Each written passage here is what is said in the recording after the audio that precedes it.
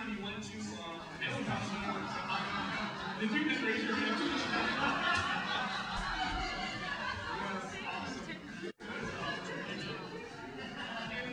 That's beautiful. In the city of Rome and in Corinth as well, they had some really obscure sexual practices, which include going to male prostitutes to honor male deities and female prostitutes like that, and hermaphroditism and the whole thing. It's a very complex different thing. Oh, by the way, common practice, men would take adopted boys to be their, whatever you want to use phrase, and they would use them. That was part of the common practice. The slave trade wasn't just for people to go do work. It was for people to do things that I'm not going to mention right now. If the Bible's addressing those that is good for it, that is an abomination, that is a sin, and frankly, maybe death is appropriate for that. But we need to be careful to understand the context of all of that. Now, as you've heard me wrestle with these, I'm going to offer two biblical summaries. Scholars I love and appreciate and respect tremendously have come to the conclusion the Bible does not speak to loving, monogamous, homosexual relationships that are desiring to be honoring to God. Therefore, if it does not speak directly to that, then those couples should fit into all the same categories and structures that heterosexual relationships should. They should get married, stay faithful to one another, and all of the rest. They, in that category, don't find anything spiritually wrong, and before the Holy Spirit, they have not felt guilty about their perspective. And in that particular case, I think to myself, it is not my job to be the Holy Spirit and make them feel guilty for something they've read through, prayed through, and come to a conclusion of how God made them to be and all the rest. It's not my job to do that. And I'm going to lovingly accept, walk alongside with, and continue to work, pray, and live with people in that particular category. I won't do a wedding ceremony for a couple that's gay, because I personally still believe that homosexual behavior is sinful. I don't think the Bible gives clarity on it, but I know that not a single verse in all the Bible speaks positively about it. And on the flip side, I have hundreds of verses that speak positively about God's design for a man and a woman, a husband and a wife. I can speak endlessly about God's perfect design of heterosexuality, and homosexuality doesn't match that. In my reading of the Bible, I am locked into an understanding that the Bible does not speak of homosexuality in a positive way. It speaks of it in a sinful way. And even though I want to love and accept and walk alongside of it, at the end of the day, I still have to say, I don't think that behavior is honoring to God. I think it's sinful, and therefore, I'm not going to celebrate that behavior with you. I'll celebrate you, but I'm not going to celebrate that behavior with you. I'm going to continue to uphold what I believe is the biblical image of a man and a woman. And I've got 1,700 years of people reading the Bible and translating that. I've got God's perfect design. I've got all the verses in the Bible that speak to that. The man and the woman is how God designed us. Now, is every man-woman relationship great and God-honoring? No. But is that the way that God designed it? Yes. Penis, vagina. I mean, that's clear. The complementarianess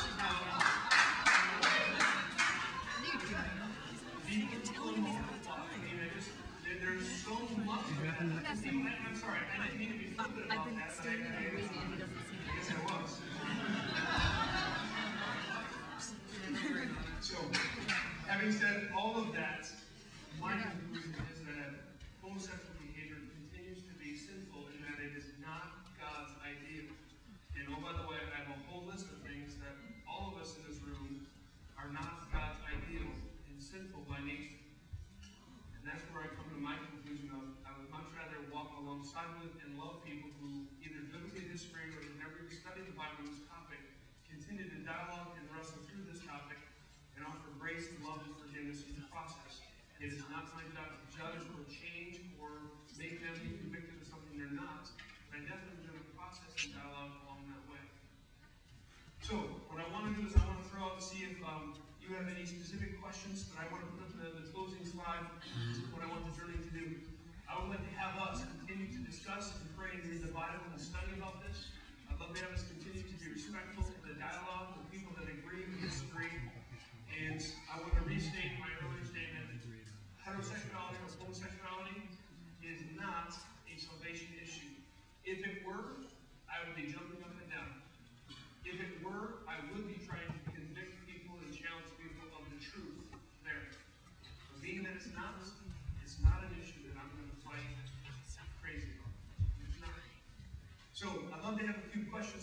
you are interested in, things you want to know a little bit more on, and then we'll move to our closing section here. Fire away. Who's got something, a question, a respectful question, or a thought that's important for us to consider here? With all that said about homosexuality and not marrying homosexuality, Yeah. would you not marry other people in that list? Yes, that's a great question. Let me thank you for that. The question is being that I'm holding the biblical standard of people from homosexual, do I do the same for heterosexual? The answer is yes. I will not, and I said this last week, perform a wedding ceremony for one person who's a believer and one who's not, because the Bible tells me not to, and because of the incredible pain and the not God-honoringness of that. I also, when people are living together in the same home, say move out and move separate, because if you're living together and pretending to be married prior to being married, that is more than honoring to God. People who are having sex before marriage, I say keep your pants on, because that isn't best for you and it doesn't help build a long-term relationship. And I'm very adamant about all of that, which is why sexuality we're going to deal with, we're going to apply the Bible. But people who say great talk, Jeff, and they go out and have sex in the car in the parking lot, I'm going to continue to love and go to Burger King with and all the rest. I mean, seriously, couples are looking at me, hey, you're stupid, what are you doing? Knock it off. No, we're not. Okay, fine, let's go for lunch. That's not love and perfect, but at the end, they make their choice before God, and God will be the one to judge. I'm just the encourager and cheerleader. Good question. No, go.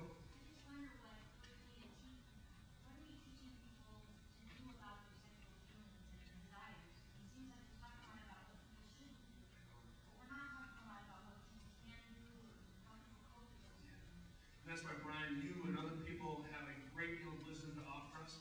It's just, I don't know. There you go. Definitely. What do they do? And what do we all do with sexual feelings, needing of love, legitimate needs being met in an illegitimate way? That's genius. And I don't have the answer. All I know is that I want to continue to talk about that and process that. Specifically with the homosexual thing, the person who comes and says, Jeff, I have these tendencies, I have a homosexual desire, and yet you're telling me the Bible says it's wrong. What am I supposed to do? Be alone my whole life? I just don't say, oh, I don't want to tell you that. No, come, let's hang out and I'll be your friend. And like, well, I don't like you that way. I truly don't know what to do with that, and I just don't know. But I know I want to walk with and travel down that road with people. I don't have the wisdom. All right, I need to wrap up here because of just time and things like that. Hear my heart on something, folks. We have gone through a great 3-week process. I'm so proud of our church. I'm so delighted by the way that we've addressed this. I love the fact that we can question and argue and disagree and sit side by side. Tell me if you agree with this. We have more that unites us than what divides us. Do you guys agree with that? In the last 3 weeks, we talked a lot about our differing opinions about stuff, and we have a whole lot more that unites us than what divides us. We're going to wrap up today by celebrating what unites us. But there's an important step that we need to get to. On the way, you've got a little tan card like this one. Would you grab this and pull this out for me, please? It has a blank on it, and it says blank is not more important than the cross. Blank is not more important than the cross. If you have one of these cards, you can write on a grade code, write on your hand, that's fine too. I'd love to have each of you consider writing or just thinking, what is it that you humbly need to say, that's a thing that I can argue about and discuss, but it's not more important than the cross. And for me, it's my biblical understanding of homosexuality being right or wrong. I need to put that there because it's not more important than the cross. I need to write right now today that being liked by people the journey is not more important than the cross and the grace and the love of Jesus Christ and honoring Jesus, who is the one who died to direct my life. I can't let what people say about me get higher than that. I have to humbly say, this is not more important than the cross. Would you take a minute, and Vanessa and the team are going to kind of seal this moment. For some of you, you've got to write the thing that you were most adamant about through this last 3 weeks. And you've got to say, my view about political party, my view about